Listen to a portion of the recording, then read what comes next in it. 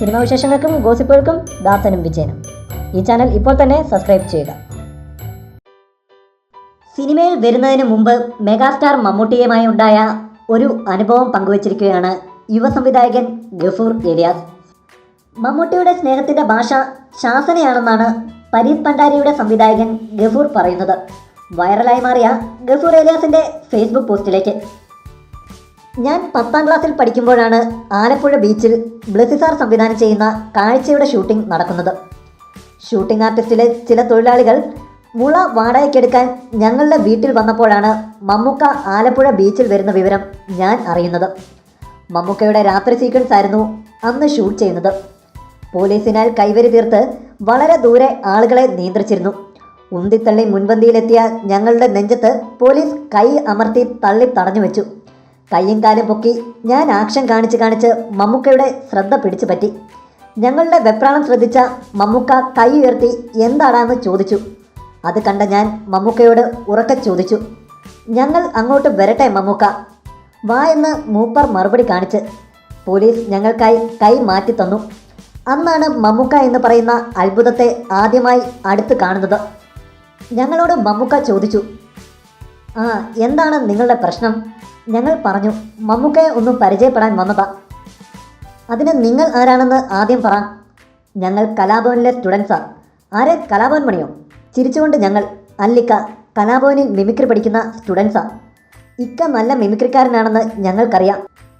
ഒരു പരിപാടിക്ക് പോയാൽ നിങ്ങൾക്ക് എത്ര കിട്ടും? 750 രൂപ കിട്ടുമിക്ക. കൂടെയുള്ളവർ അന്തം വിട്ടു. കാരണം കട്ടൻ ചായയെങ്കിലും കിട്ടിയാൽ കിട്ടി, അതായിരുന്നു പരിപാടിക്ക് പോയാലുള്ള ഞങ്ങളുടെ അവസ്ഥ. ഞങ്ങളൊക്കെ പരിപാടിക്ക് പോകുന്ന സമയത്ത് 75 രൂപയൊക്കെയാണ് മിനിമം. ഒടുവിൽ മുക്കിയും മൂളിയും തപ്പിയും തടഞ്ഞും എല്ലാവർക്കും വേണ്ടി ഞാൻ ആ ആഗ്രഹം മമ്മൂക്കയുടെ അടുത്ത് പറഞ്ഞു. ഇക്ക, ഞങ്ങൾക്കും സിനിമയിലേക്ക് വരണമെന്നാണ് ആഗ്രഹം. ഈ പടത്തിൽ ഞങ്ങൾക്ക്.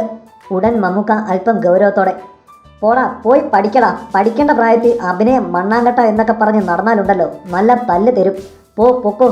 ഞങ്ങൾ സങ്കടത്തോടെ പോകാൻ തിരിഞ്ഞപ്പോൾ മമ്മൂക്ക വിളിച്ചു, അവിടെ നിന്നേ. സംവിധായകൻ ബ്ലസ്സിയെ വിളിച്ച് ഞങ്ങളെ കാണിച്ചിട്ട്, ബ്ലസ്സി, ഈ പിള്ളേരെ നോക്കി വെച്ചു, നാളെ സിനിമയിലേക്കൊക്കെ വരാൻ ചാൻസ് ഉള്ള നമ്മുടെ പിള്ളേരാ.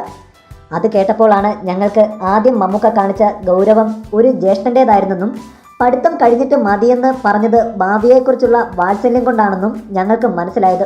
ഒരുപക്ഷെ മമ്മൂക്കയുടെ ആ അനുഗ്രഹം കൊണ്ടാവണം വർഷങ്ങൾക്കിപ്പുറം ഞാൻ സംവിധായകനായി.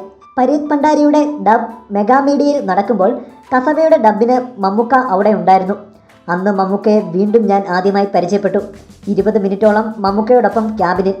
ആ അത്ഭുതത്തോടൊപ്പം വർത്താനം പറഞ്ഞിരുന്നു. പണ്ടാരിയുടെ പോസ്റ്റർ കയ്യിൽ പിടിച്ച് കാര്യങ്ങൾ തിരക്കുമ്പോഴും മൂപ്പർക്ക് അറിയില്ലായിരുന്നു മൂപ്പര് പണ്ട് അനുഗ്രഹിച്ച പയ്യനാണ് സംവിധായകൻ്റെ ടൈറ്റിലിൽ ഈ പോസ്റ്ററിലും തൻ്റെ മുൻപിലും നിൽക്കുന്നത് എന്ന്. പ്രാരാബ്ദങ്ങളുടെയും അനുഭവങ്ങളുടെയും തീച്ചുളയിൽ ജീവിതം കെട്ടിപ്പടുത്ത നമ്മുടെയൊക്കെ വീട്ടിലെ മൂത്ത ജ്യേഷ്ഠനാണ് മമ്മൂക്ക. ഒരുമിച്ച് കണ്ടാൽ അനുജനാണോ എന്ന് മറ്റുള്ളവർ ചോദിക്കുന്ന ഗ്ലാമർ കൂടിപ്പോയ ജ്യേഷ്ഠൻ.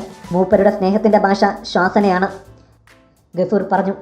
അടുത്ത കാലത്ത് ഏറെ നിരൂപക പ്രശംസ നേടിയെടുത്ത ഷാജോൺ നായകനായ പരീത് പണ്ടാരിയുടെ സംവിധായകനാണ് ഗഫൂർ ഏലിയാസ്. കൂടുതൽ സിനിമാ വിശേഷങ്ങൾക്കും വാർത്തകൾക്കും ദാസനും വിജയനും.